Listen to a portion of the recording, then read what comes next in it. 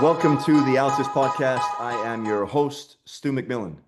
In this series of conversations, I'm sitting down with speakers and contributors to the upcoming ALTIS Speed Summit, brought to you by 3x4 Genetics, and taking place in Chicago, June 6th and 7th. A huge thank you to our sponsors, 3x4 Genetics, Stat Sports, 1080 Sprint, Team Builder, and Output Sports for making this event and this podcast possible. If you haven't yet secured your ticket, please head over to altis.world, secure it today. Today's episode features my good buddy, Matt Price. Matt is the Director of Strength and Performance Science for the Los Angeles Kings in the NHL. We go way back. We first worked together about 20 years ago at the Canadian Sports Center in Calgary, and we've been good friends ever since. Matt's journey has taken him from the world of Olympic sport, including time with Alpine Canada, to now over a decade in the NHL with the LA Kings. He's one of the most thoughtful and articulate coaches I know, with a deep understanding of both the science and the art of performance. As always, I started by asking Matt, what does he do and why does he do it? What do I do? Well, I'm a strength coach by trade. I guess sort of a hybrid. Like, a little bit of my background at the University of Calgary and the education that I got from Doc Norris and Doc Smith, two of the guys there that we know well, and sort of let's call it a hybrid sports science strength coach or physiologist, whatever you want to call it. But you know, that's what I do. I work for the LA Kings, and I've been sort of in charge of strength conditioning and sports science here for the last decade or so. But why I do it? Listen, I was a fairly high level hockey player in Canada growing up. Played major junior hockey and Canadian university hockey, a little bit of pro, and I always wanted to be a hockey player. And you get to that age where you realize you're probably not good enough to be a professional, and that's not going to be your career path. But I always wanted to work with hockey players and be around the sport. And a side story here, I went to one NHL camp. I don't know if you knew that, but I went to the Toronto Maple Leafs camp in 1998. I had a really good camp, and it was an awesome experience. And I recognize now that it was probably this token comment that I got, but you get this sort of exit meeting, right? And I walked into a room with the guy who was running the camp, and he kind of looked up from his notebooks and just said, "Oh yeah, good week, and you're half a step too slow. Okay, good luck." Sent me out the door. Little did he know that the half a step too slow thing is still in my head. Um, he could have just said, "You're not good enough."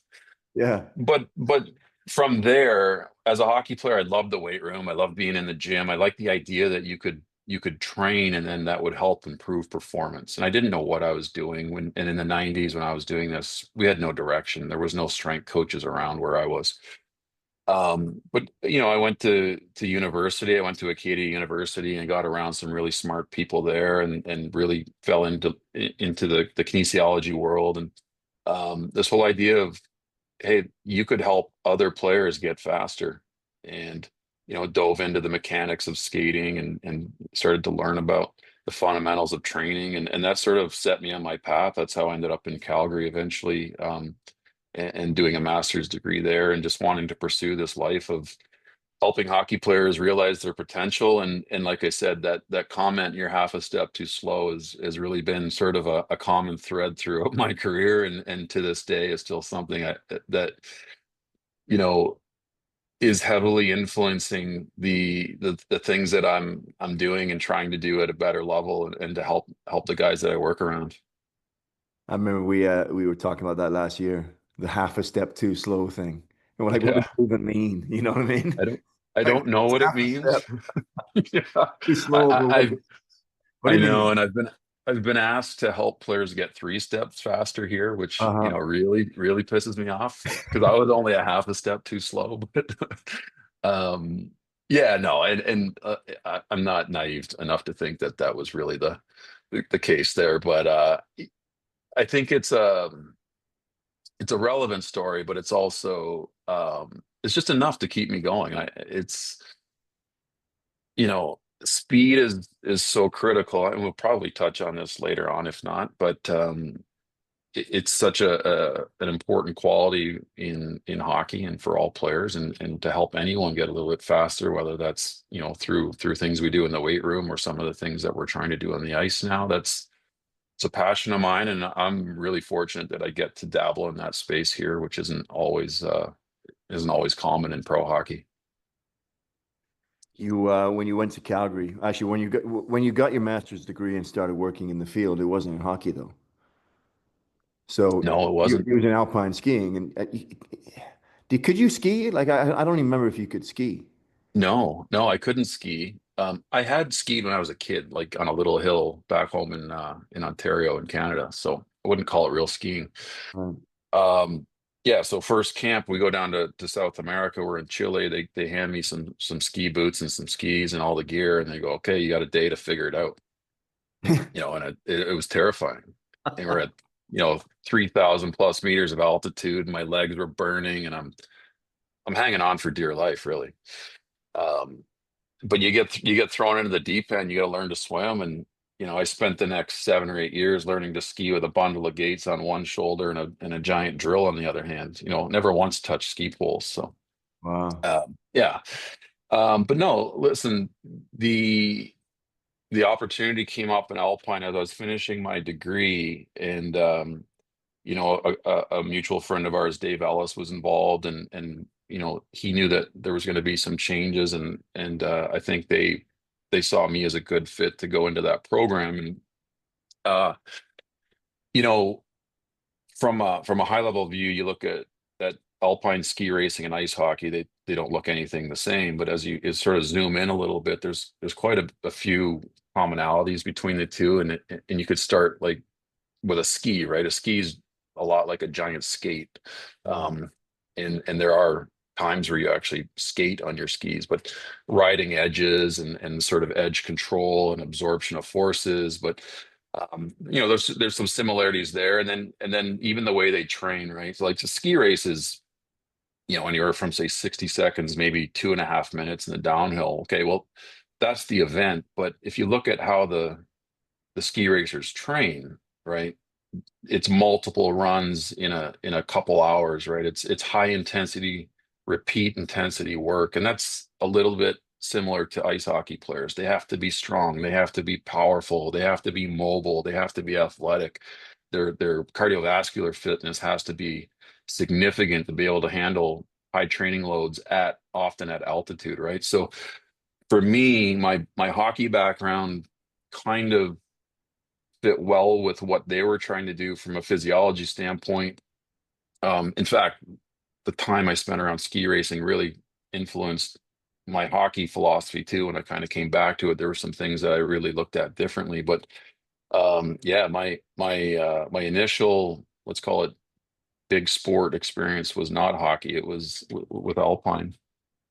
Did you, I mean, in hindsight, you can recognize a lot of these similarities and how maybe some of those similarities have informed the work that you've done in hockey. Were you recognizing those sort of similarities at the time? You thinking to yourself, I can see how this can maybe inform my future work in hockey. Were you looking that far ahead, or you were just kind of trying to be as good as you could in skiing? No, you nailed it.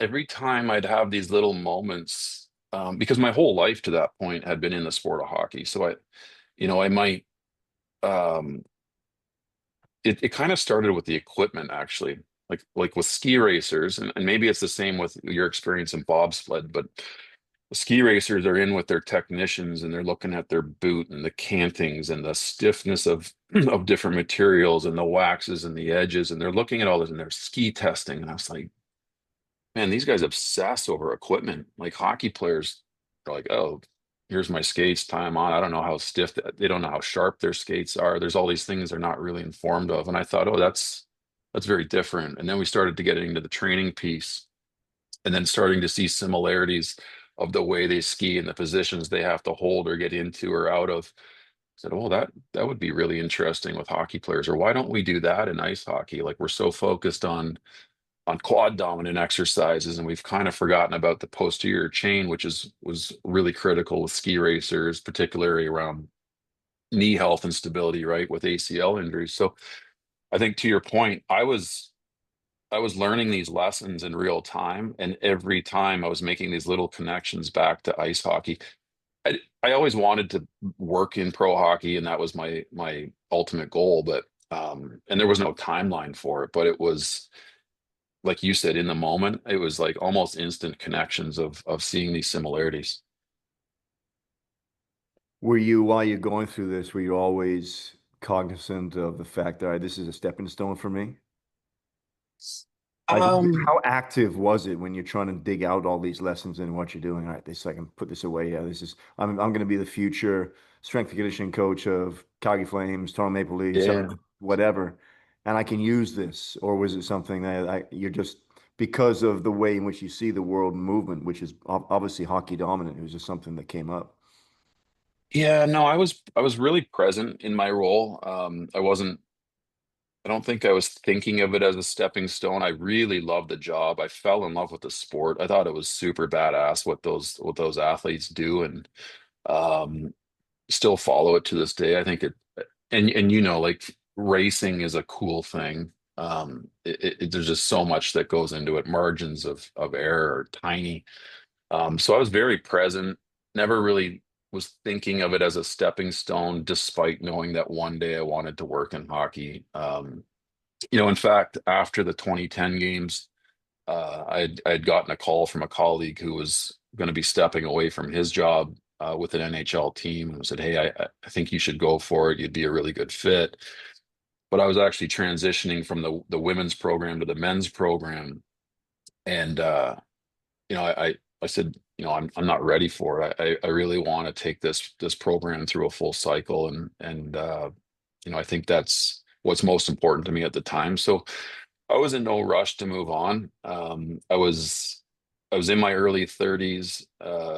Didn't feel totally ready to go to pro hockey. I really wanted to be a little bit older, a little bit more mature and more experienced. And yeah, I think my time with the Alpine program, I was really committed and present. But yeah, knowing that one day there would be something else. Hmm. Earlier, you mentioned when you sort of got to University of Calgary to do your master's under Doc Norris and Doc Smith. It's hard. It was hard for me to say Doc Norris there, Steve Norris and Doc Smith. Um, you kind of alluded to it being kind of a strength conditioning slash sports science ish thing there, right? And I feel like maybe too often in this field or maybe in this industry, you kind of looked at as one or the other. And I feel like one of the things that was so great about where we were when we were there and with the people that we were doing this with, led by Steve Norris and Doc Smith and others, that it really pushed out strength and conditioning coaches who were really scientific about their work. No one better than, our good buddy Matt Jordan. When I'm thinking about people who just straddle, that line with one foot, really in practice and application and the other in science. Like I don't feel like there's very few people who do that as well as Matt. You maybe Mhm. speak to that a little bit and how that's maybe informed and led to your whatever success that you've had in this field so far over the last 15, 20 years or so.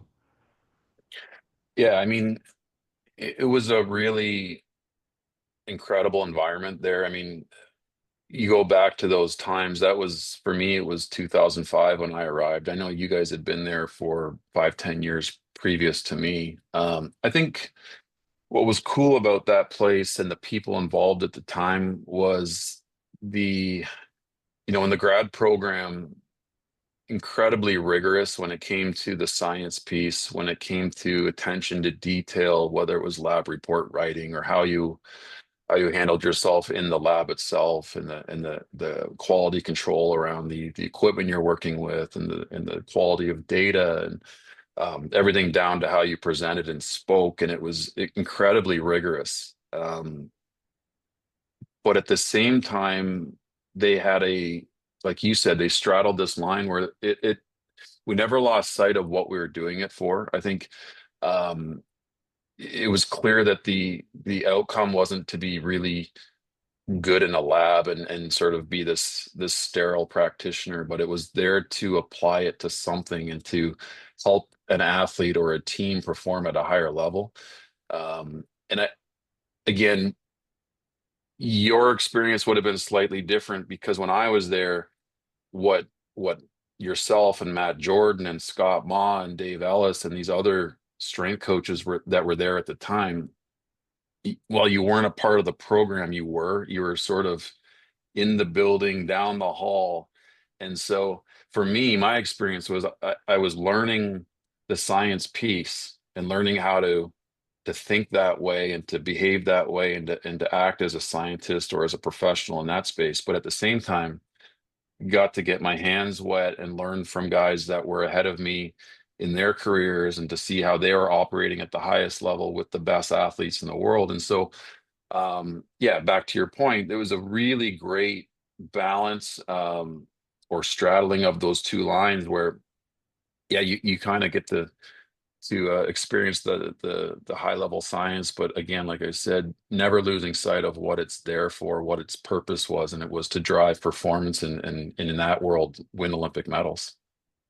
In your experience, has that changed over the course of the last 20 years? Like you're now somebody who's a leader in the industry, you're a leader in your team or on your team, and you're hiring people. So you've had younger people come to you now looking for jobs, applying for jobs. Is that something now that, that the industry is not doing as well as maybe previously, or was it just something that was unique about the environment that we were in? Or is that, in my experience, this is just my experience, but I feel like we're not doing a great job of that anymore. We're not producing really high quality scientific strength and conditioning coaches. We're producing really high quality scientists, and kind of maybe many of them, and there's obviously, I'm speaking in massive generalities here. Many of them lack that practical application that we were forced to understand because we were coaches and we knew that, right? Now Yeah, as you said, we were beholden to a scientific rigor in all of the work that we were doing.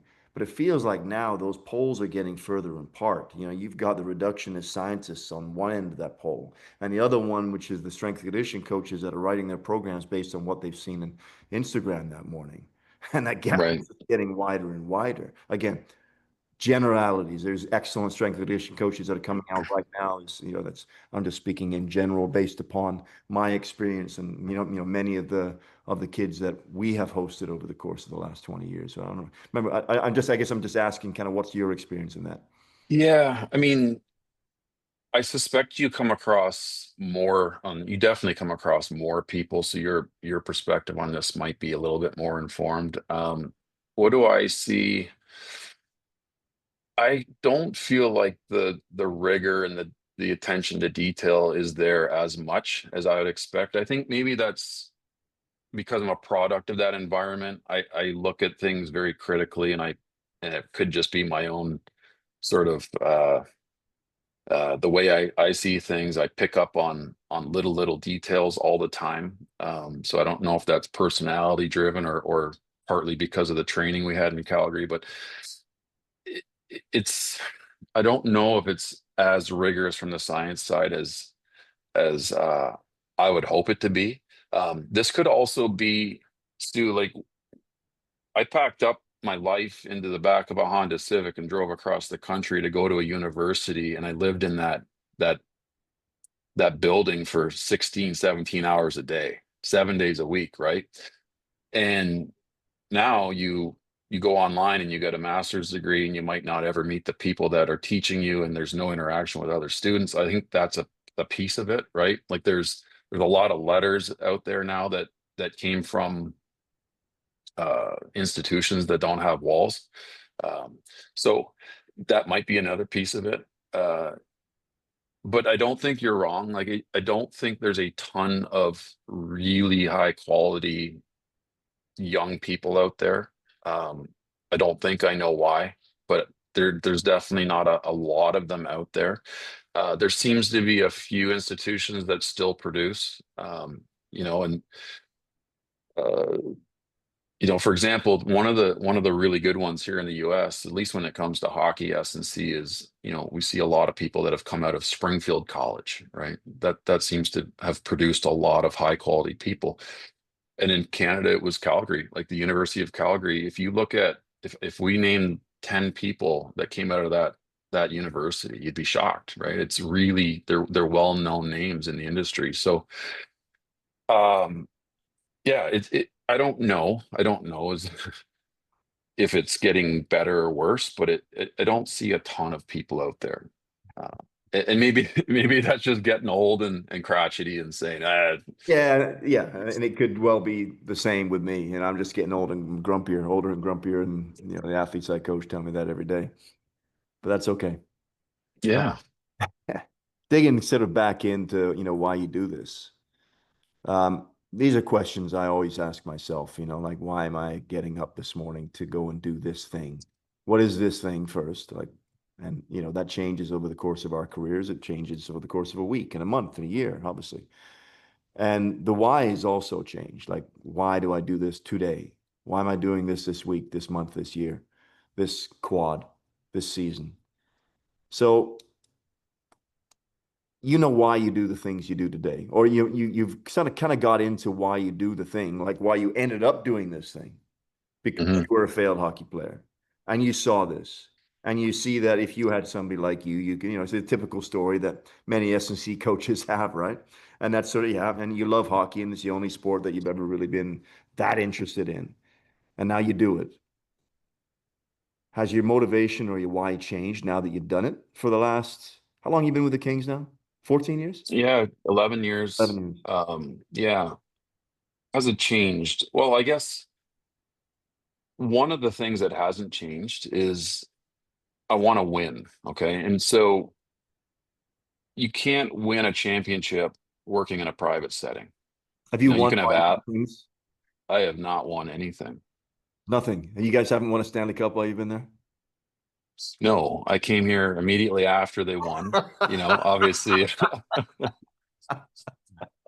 I saw a lot of I the knew the cool answer to stuff that that question happens a while ago. after. Yeah, yeah, yeah, yeah. No. So bottom line, haven't won a thing. Um, but you can't win if you're not in the environment, right? That's a big driving force for me is I want to win. Hmm. Um, Where does that come from, man? Like, why do you want to win so much?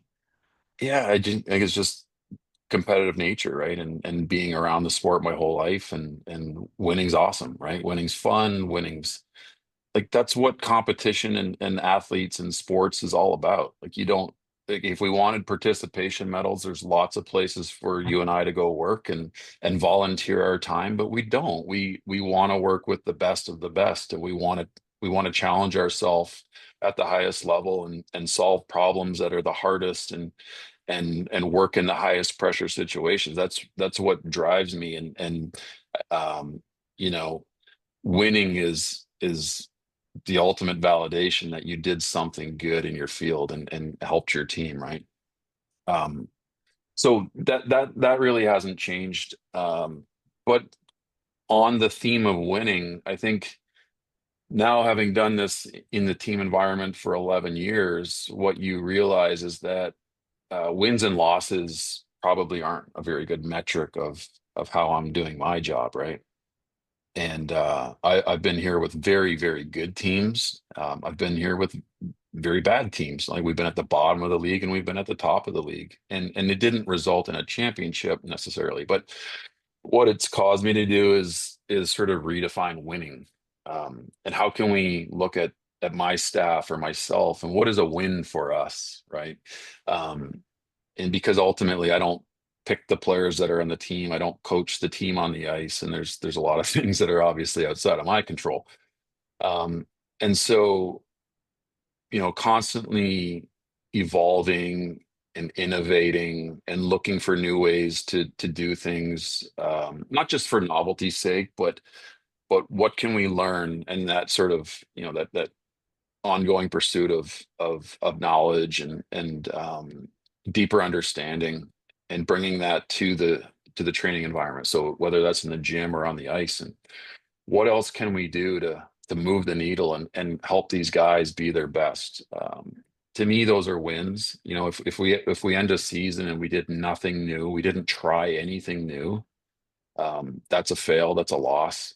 Mm. And so for me, that's really important. And I think that's, you know, you need some time to be able to look back and reflect to see if you're able to do anything, to see change. Again, I'm fortunate to have been here long enough where you can look back over a decade and see the evolution of things over 10 years. So, um, you know, to me that's winning, in a different definition. But it's also not money, fame, glory, right? So it's not that stuff. I don't know a lot of famous hockey strength coaches. I'm in the wrong sport for that. But you know, and the other Mike thing Boyle. too is, who's that? Mike Boyle. Yeah. Famous, isn't Well, Mike's awesome. he? Yeah. Maybe the most famous one, but not very famous. Not very famous. Not very famous, you know. But that's probably the big why. And I don't know if it's really changed, you know, like you want to feel meaning and you want to feel value. Like I think coming to work every day, if you don't feel like you're providing value to the mission, that's not a good thing. And again, I've been really lucky. The support here in the organization has been unbelievable. They've given me a lot of leash and latitude to explore, and to learn things that maybe are outside of the curriculum of doing your job. Uh, you know, and I know we've talked a lot about some of the speed work that I've been involved with over the last 7 or 8 years. You know, that's not typical. That's not a normal part of the job. But I was allowed to do that. I was allowed to try things. I was allowed to learn from those mistakes, at a high level, right? Like this isn't development level sport. This is the highest level of our sport. And yet I was trusted to do some of those things. And, you know, that's really important for me to be able to seek new, to seek new experiences and to learn from them and to be allowed to fail on occasion and to take that new experience and knowledge and hopefully package that up and help our players a little bit better.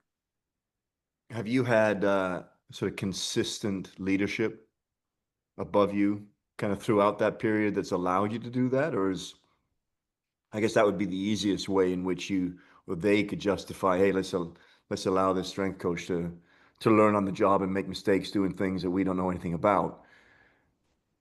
And if not, if it's been different leaders, different GMs, different head coaches, which I think it has been, how have you kind of navigated those relationships with different people that continue to allow you to do these things that hasn't traditionally been a part of hockey S&C?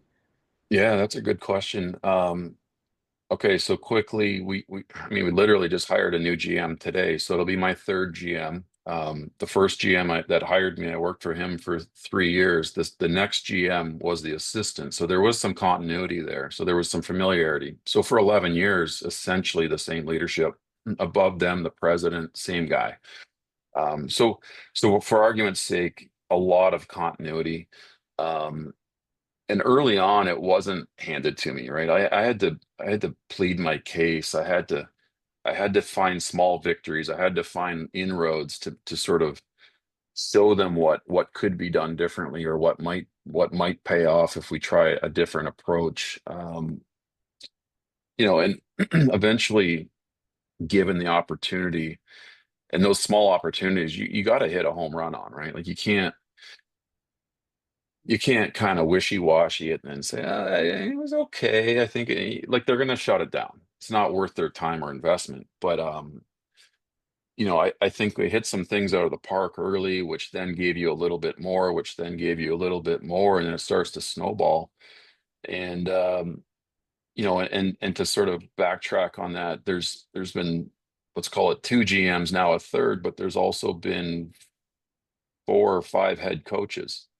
Um, and I think coaching's evolved too. So early on, some very old school people, And now they're a little bit more progressive and forward thinking, and the whole philosophy around this stuff sort of evolved, right from the top down. So it's a little bit more accepted that a person like me might be on the ice doing work in a space that traditionally guys like me don't get to go into.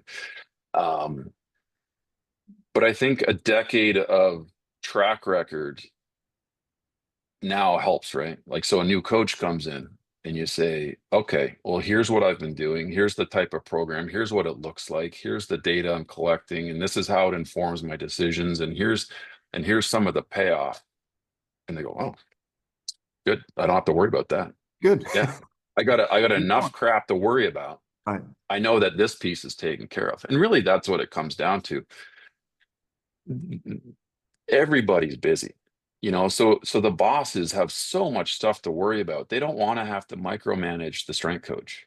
They want to know that their stuff's taken care of, that it's being done at a high level, and I don't have to worry. And um, I think that's another thing that I'm proud of, is that they don't have to worry about me. That piece is taken care of. You guys focus on more important things.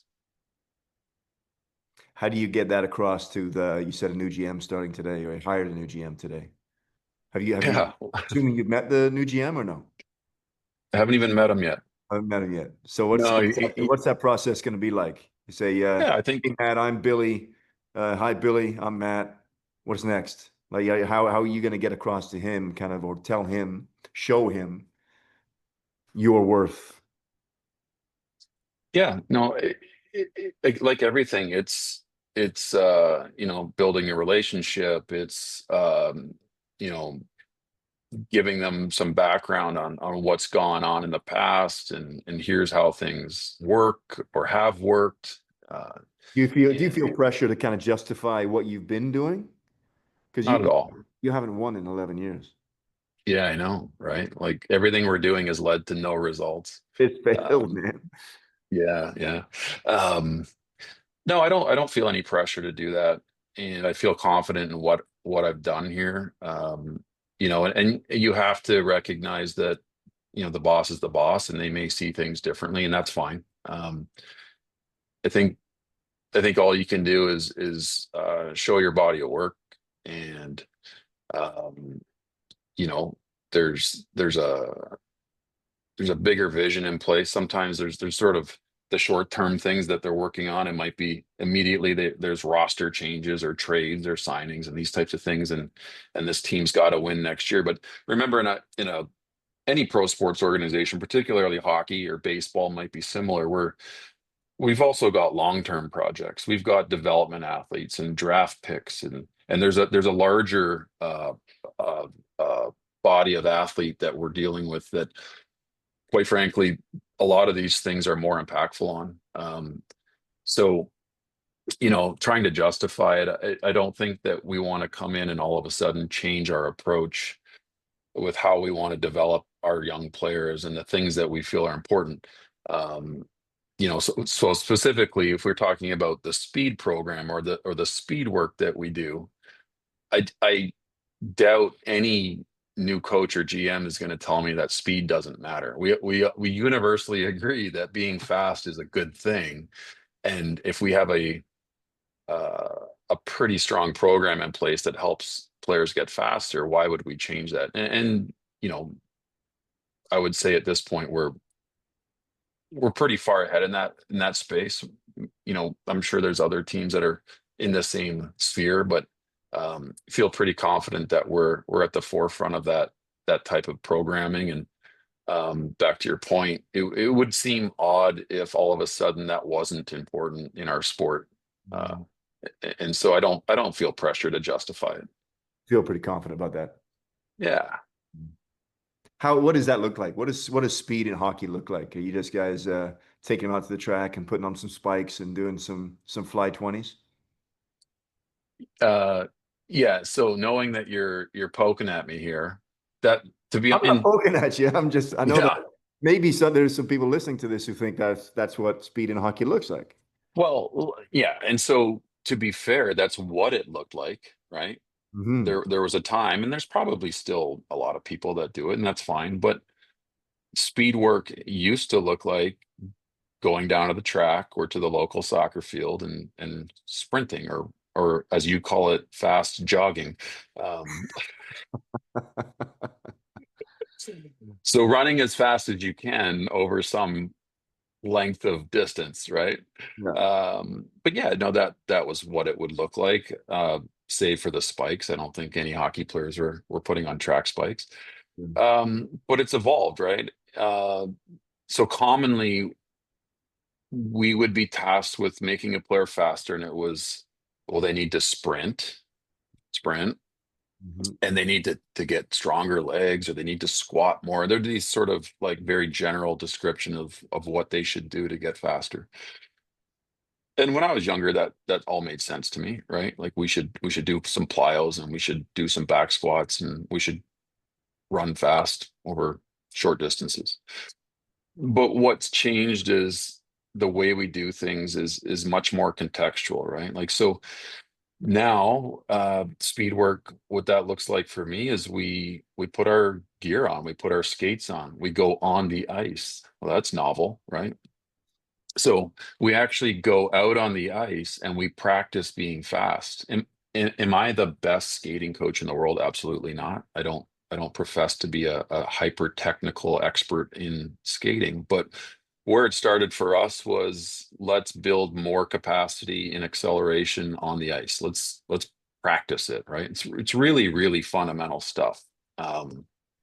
And we started there. We did resisted sprinting. We did this type of stuff. So where it layered into the program was, hey, if we want speed to be important in the program, we should probably dedicate some time to do speed work. Oh, that's really insightful. Okay, so for a full 4 to 6 week block, that block was built around 2 speed days.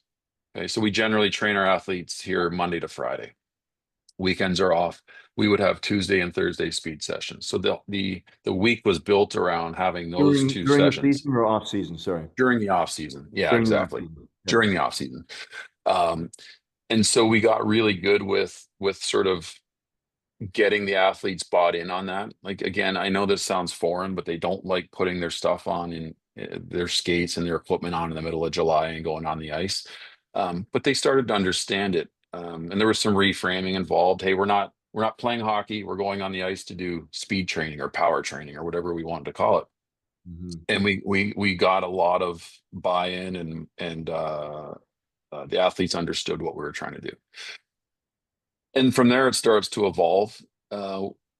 We start to use more advanced tools. We get more data on how they're skating, right? So it wasn't just about what they could do, how fast they were from point A to point B, or what kind of load they could pull behind them and all that sort of thing. We started to look at the technical piece of their skating and how they accelerate, right? So um, you have the tool Motion IQ, and we've worked with something similar called Stride Effects.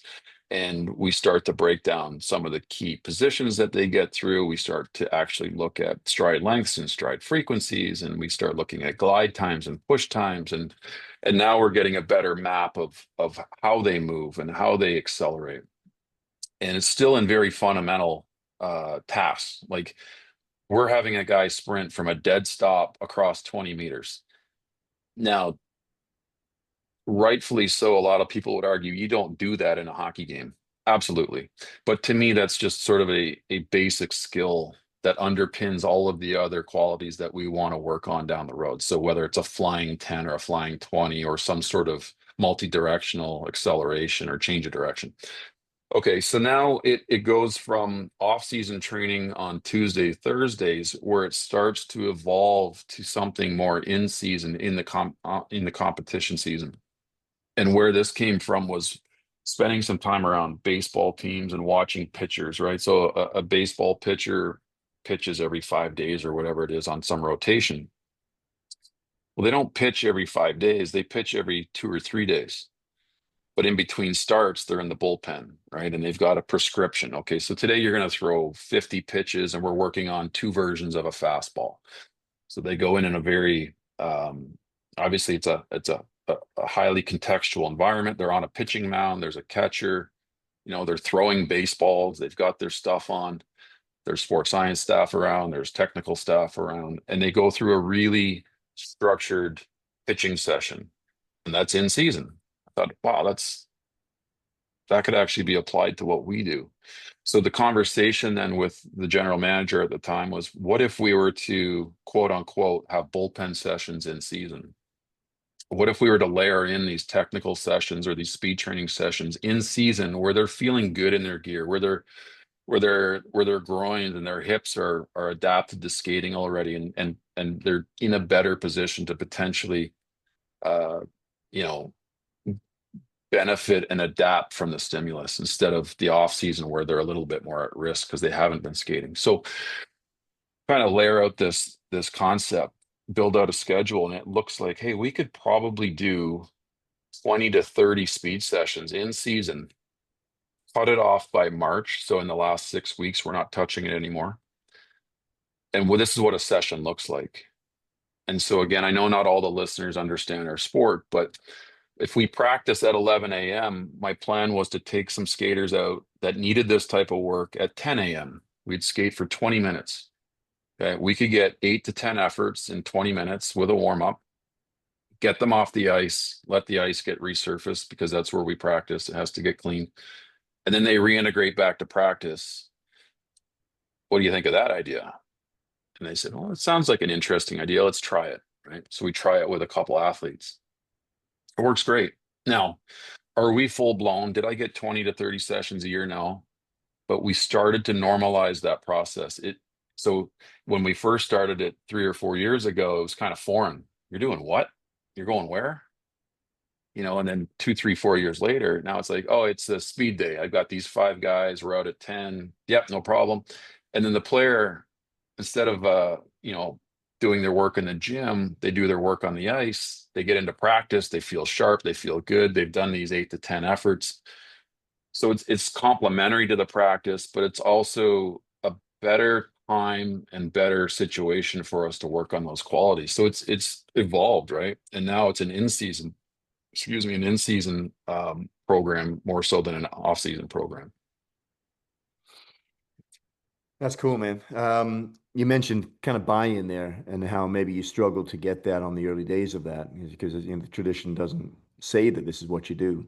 I'm assuming buy-in now is just part and parcel with it because this is what you do now, right? So it's from consistency of doing this over the course of the last few years. Even new players who come in, they see, okay, this is what is done here, and you get immediate buy-in. Yeah, is there still cases through over the course of the last few years where maybe such and such a player is not into this, and maybe even especially in the off season where you know maybe there's a little bit less pressure to do it, and then Yeah. in those instances, what's your response?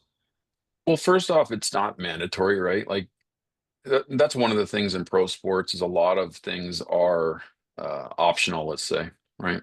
Like they don't have to go to the gym. They don't have to do this. They don't have to do that. Of course, we've built a culture here where buy-in is at a really high level. Um, As a just you know, a and that, quick aside, I know you've got a pretty high percentage of your players stay in town and train with you guys in the off season. It's pretty high. Is that right? Is that right? yeah, it's been higher. We still have quite a few guys that stick around, but that seems to fluctuate year to year depending on the group that we have. But yeah, let's go back, early days in this type of work. Even myself, like just as a coach, when it's new, less confidence. Like it's still kind of, I'm still feeling things out. So you approach an athlete who's at a high level, whether they pick up on it or not, or if it's just something I'm feeling, you're not totally sure about what you're going to do. Like you've got this plan, but you're kind of, hey, we're gonna do this speed work, and it's, and you've only been through it a couple times, or maybe it was the first time. And so as a coach, you're a little less confident in sort of selling the program. Now, go this year, it's totally different, right? It's 6, 7, 8 years later. It's like, okay, you have the option to come out and do speed work. They're obviously guys that need speed work. Here's the program, here's what we're doing, here's what it looks like, here's how you're gonna feel.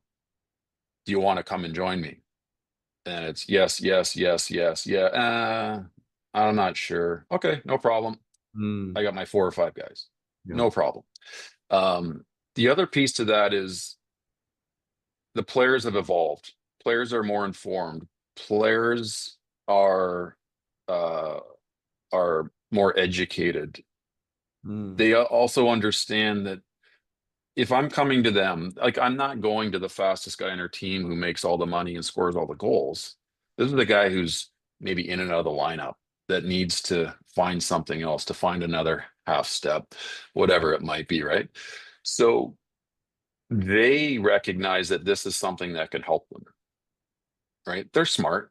And if I came to them with some ridiculous idea, they might say, no good, I'm fine. But they see it as an opportunity to improve. And you're always going to have athletes that don't want to participate. That's just sort of in their DNA. Nah, I'm fine. I'm fine. I'm fine. But by and large, most of the athletes look at the things we do as a positive that can help their performance, that can help their career, that can help them be in the lineup more often, that can help them establish themselves, that can help them make more money or whatever it might be. And they're smart enough to latch onto that. And then it's up to me to deliver. And I think, again, not to toot my own horn, but we've been able to provide a really quality program that they believe in and that they want to participate in. how has better understanding of ice hockey skating biomechanics informed the work that you do and maybe even your programming around what you do in the SSC?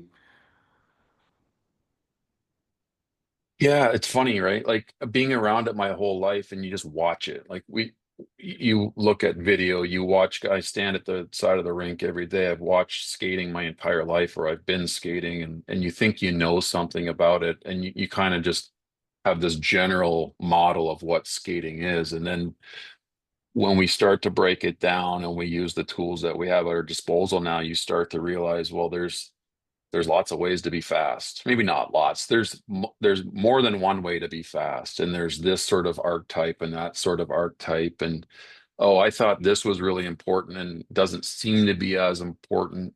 Um, and oh, why is this recovery slower than the other guy? Or there's different things, right? So you start to realize that there's a lot of things that are contributing to the way that they accelerate and achieve speed. And it's obviously not total rocket science to tie that back to some physical quality. For example, if someone's recovery after toe off, when the foot recovers under the hip, it might be low and slow, or it might be, it might be optimal. But like, let's say see a really low and slow recovery. Is it something to do with hamstring strength? Is it something to do with hip flexor strength? Is there something in there that we can go look at? And 9 times out of 10, there's some sort of isolated weakness that we might be able to correct. Mobility and range of motion is always one. Like, are they able to actually get into the positions that we want them to do? Another common thing we see again, early days in this, but we see, in terms of trunk angle, right? There seems to be a sweet spot for trunk angle through your first 3 to 4 steps of acceleration, somewhere around 45 degrees. But we get athletes that are extremely vertical or extremely horizontal, like Mm. just way out of range. Why is that? And so we can look back into their off ice testing and some of the data that we have around their physical capacities and say, well, it looks like it might be related to this. They might be really weak posterior chain athletes. They actually can't even get upright, or they're so weak in extension that they just can't project horizontally, and that they sort of collapse, or they choose a position where they can feel stable. So there's certainly things that we're starting to tie back to, from what we're seeing from a mechanical standpoint to what they're actually able to do, maybe from a strength and power standpoint, or just like a more of a postural standpoint. How much are you influenced by the history of sprint biomechanics, track and field sprinting, if at all? Well, I think we would be silly in our sport to not look at the history of sprint biomechanics, and because in your sport there's been so much research done. I think there's things there that we can draw from, and then we also have to recognize that there's differences in skating than there are in running. Mm. And so we can't just say, uh, if it was just identical, obviously we could get away with just doing a lot of sprinting or acceleration work in running shoes on grass or turf. But there are differences, right? And so we have to acknowledge that. So influenced, yeah, I think you have to be influenced. You have to understand what's sort of out there and what you can draw from. But at the same time, now I think we're at a stage in our sport where people like me are gaining greater insights into the subtleties of skating mechanics and how that affects acceleration performance. And so we're starting to able then to form our own models and to be able to take that off in a slightly different direction and lean into the uniqueness of our sport and how they get from point A to point B. So our buddy Matt talks about figuring out what matters, measuring what matters, and then changing what matters. How is that process for you? I guess step one, step two and three kind of take care of themselves, but step one in hockey, where there isn't and hasn't been traditionally a lot of biomechanics done or biomechanical studies done on this on the skating stride, the understanding of it in totality and maybe the variance around it. How are you trying to figure out what is actually what matters here? Like we've yeah, let me just well, I'll leave it there. I can go on, but let me just leave that. Yeah, well, for me, my process right now is trying to run through as many athletes as we can and figure out what is fast, right? So think about, well, your sport, like sprinting. Like you can tell me right now, you'd be able to rattle off the best 10 times in the history of the 100 meter, and you could tell me what fast is. I could probably tell you if you're a sub 10, that's probably fast, right? I know a lot of people can run sub 10s, but you'd know what fast is. Same with football, right? Like I always kind of joked, like football players have their 40 time tattooed on their arm. Like everybody knows what a 40 time is. Um, Speed skating, like there's sports where everybody kind of universally knows what fast is. In hockey, it's funny, right? Like we don't have that sort of objective measure of what fast is. It's always this subjective, oh, that guy's fast or that guy's quick. There's different terminology. That guy's shifty. And it's all eyeball test stuff. Mhm. And it's so we start off with, can we start to define what is fast, right? So for me, it's a 20-meter sprint. Um, and our sport is predominantly short distance accelerations and short distance, we call them puck races or foot races. So sprinting out beyond 20 meters rarely happens. So I think that it's really a really good distance for us to work with. And now we're just starting to understand what is fast across that distance. Mhm. Um, and then from there, what are the common traits of people that are fast and the common traits of people that are slow? And what does that look like? In terms of the kinematics of the various uh, joints and the limbs, trunk, and starting to build basic models around fast and slow. Mm. And then you know from there, what's the bandwidth around that? So there's like you've said, there's different ways to be fast. Like not everyone's going to be in these exact same positions, and you know let's go back, sorry, to the subjective piece. Like fast was always, how fast are the feet moving, right? Like we're enamored with foot speed. Mhm. If you read anything about hockey, it's like it has fast feet, or when the feet move fast, everyone thinks they're moving fast. What's been really revealing to me are the length biased athletes. And so Mhm. the foot turnover is slow, yet sprint times are good. Mm. Well, damn, everyone thought this guy was slow, but he's right there with the fast guy. So there's a pretty compelling case now that, hey, there's different ways to be fast, and that guy that everyone thought was slow is not in fact slow. So that's really cool. Um, and so um, that's sort of where we're at with that is just sort of mapping this out and I think we're a little bit far enough along where we're starting to come up with some interesting constraint-led approach drills to maybe correct some mechanical deficiencies and to see if we can affect change that way. As a strength coach, it's always been about horsepower. Like if we can just put more horsepower in the engine, they'll go faster. Um, Obviously, you've influenced my thinking on this a lot, and figuring out if we can get them into better positions and create better shapes and how they link those positions is really critical. Another key feature of hockey skating is that it's asymmetrical by nature. Mm. They're very asymmetrical, and that's because they hold a stick in one hand, right? So a 100-meter sprinter, everything's probably pretty symmetrical for the most part. I would imagine sports like American football, carrying the football in one hand, or rugby where you're carrying the ball. These types of sports where there's an implement involved is going to drive asymmetry, and that's okay. Um, and so when we test athletes sprinting, they're holding a stick. That's what they do. And so we see various levels of asymmetry. Obviously, extreme asymmetries aren't good, but there's going to be some normal asymmetry, and that's another thing that we're starting to sort of try to understand and make sure that what we're seeing is sort of part of the normal skating process and not something that's pathological and needs some sort of work. Matt, I appreciate your time. I'll see you in Am about I- 3 weeks, man. So thanks for hopping on, and we'll see you in Chicago on June 6th. that's the most hockey talk that you can take in a day, isn't it? I can't take any more. That's it for me for at least a month. Man, I really enjoyed that conversation with Matt Price.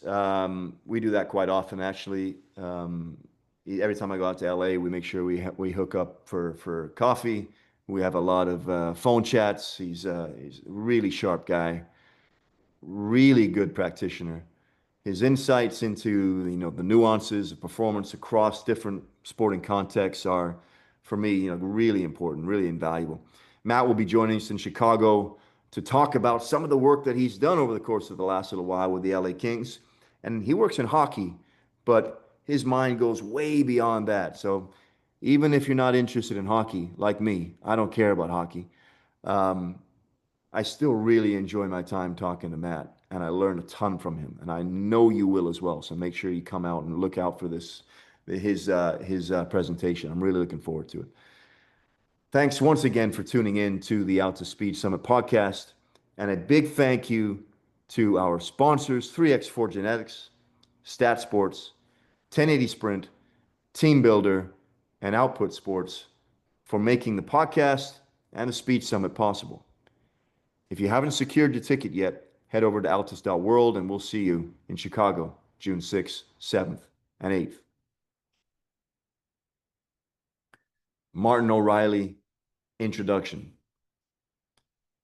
Welcome to the ALTIS Podcast. I am your host, Stu McMillan. In this series of conversations, I am sitting down with contributors to the upcoming ALTIS Speed Summit presented by 3x4 Genetics and taking place in Chicago from June 6th through the 8th. This event will bring together some leading minds in coaching, sports science, and performance innovation for a series of conversations and sessions aimed at challenging and expanding how we think, train, and coach. A sincere thank you to our sponsors, 3x4 Genetics, Stat Sports, 1080 Sprint, Team Builder, and Output Sports for supporting this initiative. For more details and to secure your ticket, please visit altis.world. Today's guest is Dr. Martin O'Reilly. Interesting for me. I really enjoy having the conversations with people I've never met before. Met Martin 5 minutes before I pressed record today. So yeah, really, really cool opportunity to get to know new and smart people. Martin is the co-founder and CEO of ALTIS Sports. He holds a PhD in machine learning for signal processing. I don't know what signal processing is. I should have asked him that. I didn't. I should have. You probably do. I'm old. You're probably young. He co-founded ALTIS Sports out of research conducted at University College Dublin, and his work bridges the gap between scientific research and applied technology, bringing streamlined, field-ready performance tracking tools to athletes and coaches across elite and developmental sport contexts. I began by asking Martin, what does he do and why does he do it? Outro, Martin. I really enjoyed that conversation with Dr. Martin O'Reilly. Super sharp guy. I don't know if I've ever had a conversation with an Irishman that I haven't enjoyed, I'll be honest. He offered some pretty rare insight into the intersection of academic research, entrepreneurial execution, and performance technology. And it seems like for me, like he's really into all three of those things, and just doing a great job of building this company. Martin and his team at ALTIS Sports have taken a thoughtful approach, prioritizing simplicity without sacrificing scientific integrity. And their work is now integrated across elite systems in, I think, over 40 countries. Thank you once again to our sponsors, 3x4 Genetics, Stat Sports, 1080 Sprint, Team Builder, and of course, ALTIS Sports for supporting both the ALTIS Speed Summit and this podcast. For more information about the summit, including how to attend, important, head to altis.world. Thank you for listening.